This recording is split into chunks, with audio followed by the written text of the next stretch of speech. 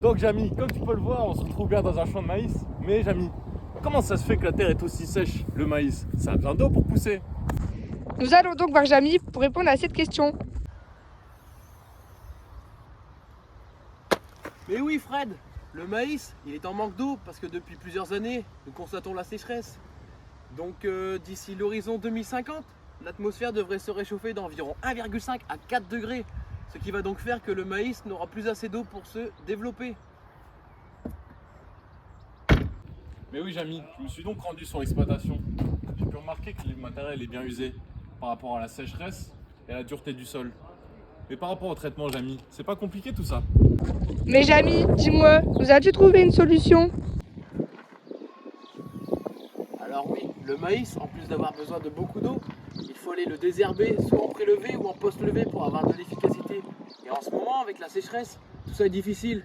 Donc pour répondre aux attentes sociétales et climatiques, le maïs doit être donc remplacé par des cultures moins gourmandes en eau et plus facilement gérables dans des systèmes extensifs ou biologiquement avec l'intervention de matériel.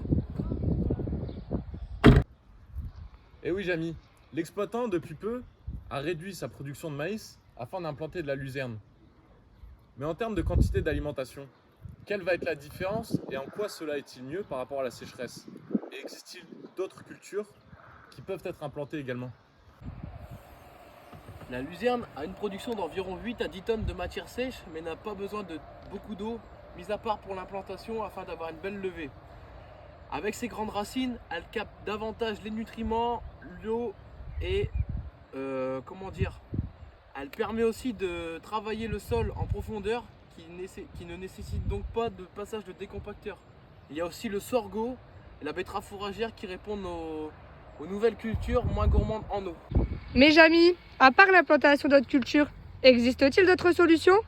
Pour préserver l'humidité au maximum, enrichir son sol et capter l'azote durant l'hiver, il est fortement conseillé et obligatoire même d'installer des couverts végétaux de type vesse, moutarde, avoine, en mélange si possible.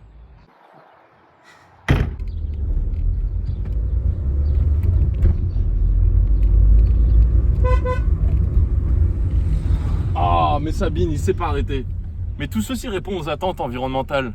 Mais est-ce durable au niveau de l'alimentation des bovins?